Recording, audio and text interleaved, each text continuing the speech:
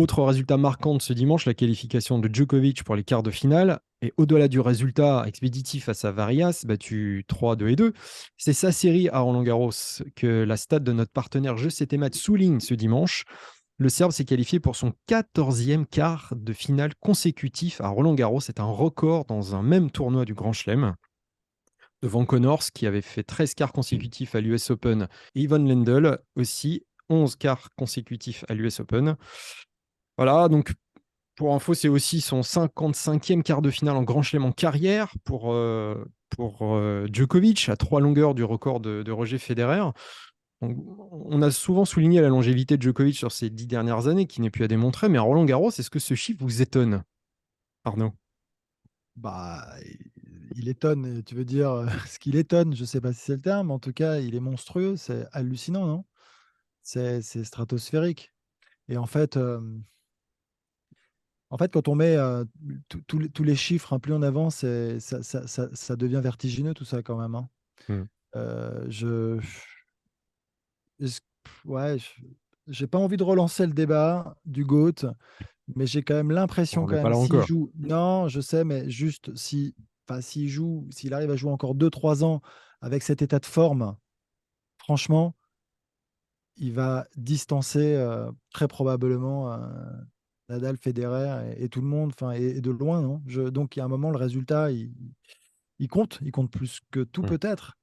Je sais pas, voilà. Mais moi, je suis admiratif, évidemment, cette rage qui lui revient à chaque fois dans ces moments importants, euh, parce qu'il n'est pas toujours dans les meilleures dispositions, mais les grands chelems, là, c'est devenu, par définition, l'objectif numéro un. Et quand il a ça en tête, c'est obsessionnel. Enfin, Il est toujours là. il passe pas à côté. Bah, la preuve, il passe pas jamais à côté. Jamais. Alors, il est toujours C'est là. monstrueux. C'est monstrueux.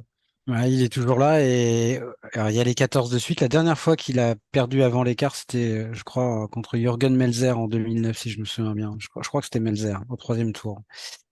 Et sachant que les 3 années d'avant, il était aussi en quart, en 2006, 2007, 2008. Donc ça veut dire que sur les 18 derniers Roland-Garros, il a été 17 fois en quart. C'est le nouveau record. Il dépasse Nadal qui en avait fait 16. Et moi, évidemment, ces garçons-là, les Djoko, les Nadal, les Federer, à 1 degré moins de Murray, sur la constance, moi, c'est toujours ce qui m'a le plus impressionné. Peut-être encore plus que le fait de gagner 20 ou 22 titres du Grand Chelem, ou peut-être bientôt plus pour Djokovic. Parce que c'est marrant, voilà, moi, je peux penser aux 23 demi-finales consécutives de Federer en Grand Chelem, par exemple. Voilà, faire 14 fois, t'imagines combien le nombre de joueurs qui font 1 ou 2 quarts de finale à Roland-Garros ou dans un autre Grand Chelem et qui sont déjà très contents de faire ça, hein. Lui, c'est une routine absolue. Et l'autre jour, c'était Thanasi Kokinakis après sa victoire contre Wawrinka, qui s'était donc hissé au troisième tour, où il a perdu ensuite contre Kachanov. Quand on lui demandait si voilà, un quart, une demi, c'était quelque chose qui était dans ses cordes, ici ou ailleurs, il disait, mais ce sport est tellement dur. Et là, je viens de gagner 2 matchs. Je suis au troisième tour. Et ça m'a l'air déjà tellement d'efforts pour arriver là qu'il dit, c'est là que je me rends compte que les autres, c'était le Big Free.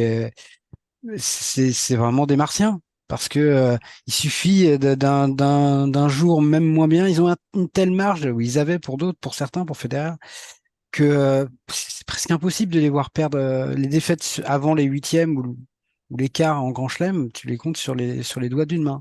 Et c'est vrai que ce qui est fou, c'est que pour 17 quarts pour l'instant pour seulement 2 titres, et tu te dis que si Rafael Nadal n'avait pas existé, bah, il en aurait peut-être gagné 8 ou 10 des Roland-Garros. Il y a que 2 joueurs qui l'ont empêché d'accéder à la finale depuis 2000, enfin, depuis 2011. Il a perdu en demi contre Federer en 2011 et contre Cecchinato en quart et Thiem. Il y en a 3. Voilà. Sinon, il a perdu que contre Nadal en finale ou en demi. Donc c'est absolument hallucinant. Je crois qu'il a perdu 7 fois contre Nadal. Donc tu pourrais potentiellement lui rajouter, aller sur les 7, 5 ou 6 Roland-Garros.